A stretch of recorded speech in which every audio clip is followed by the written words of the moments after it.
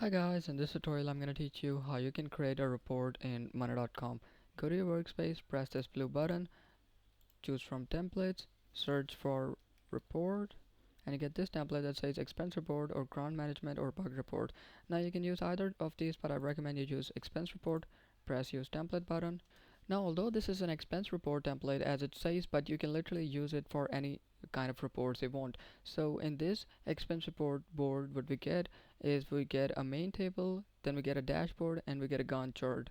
So in main table we get all of our months: January, February, March. We can add other months by pressing add new group button, and here we can add our items. We can add their subtotal, their description, their timeline of the item, their approver, their type, payment method, current status, and payment date. Then if we go to dashboards, here we get a payment method, and we also get our total expenses, and we also get a chart view. And if we go to Gantt chart, let's see what we get here. Alright guys, so as you can see in Gantt chart, we have all months separated. For January we have flights, office rent, gas and water, equipment. And in January you can get all of your data organized.